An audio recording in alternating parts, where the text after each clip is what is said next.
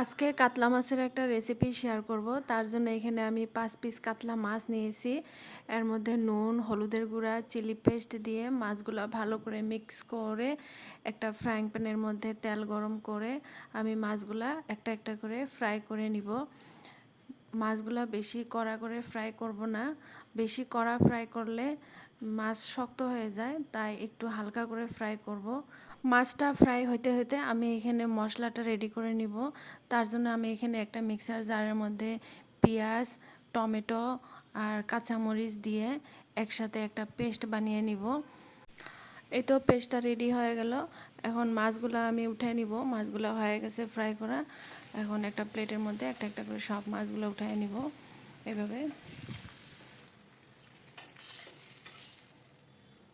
তারপর একটা কড়াইতে তেল গরম করে 2টা তেজপাতা আর একটা শুকনো লঙ্কা আর গোটা গরম মশলা, দালচিনি, এলাচি, লবঙ্গ আর সাথে পেঁয়াজ দিয়ে আমি একটু পেঁয়াজটা ফ্রাই করে নিব তেলের মধ্যে।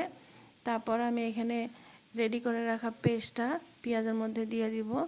দিয়া পেস্টটা পেঁয়াজের সাথে ভালো করে মিক্স করে নিব। তেলের মধ্যে ভালো করে কষিয়ে নিব আমি নাড়াচাড়া করে। এই তো মশলাটার থেকে তেল বের হয়েছে। তারপর আমি এখানে আদা রসুন বাটা, নুন, হলুদের গুঁড়া আর ধনিয়ার গুঁড়া দিয়ে আবার একটু ভালো করে নাড়াচাড়া করে ভেজে নিব। তারপর এর মধ্যে আমি টক দই দিয়ে দিব।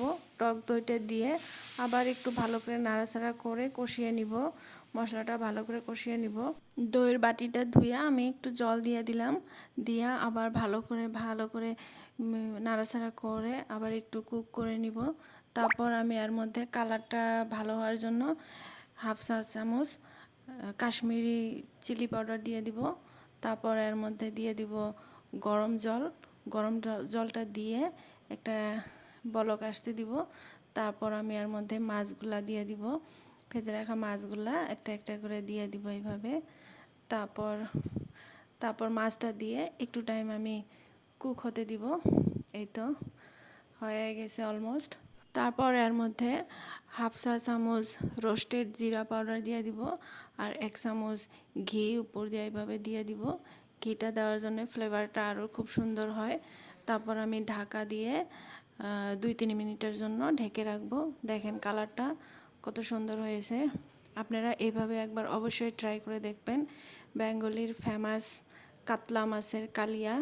আর যদি রেসিপিটা ভালো লাগে তাহলে অবশ্যই একটা লাইক করবেন। আর যদি নতুন হন তাহলে চ্যানেলটাকে সাবস্ক্রাইব করবেন আর ফ্যামিলি আর ফ্রেন্ডসের সাথে শেয়ার করবেন। এইভাবে আমার আজকের লাঞ্চ প্লেট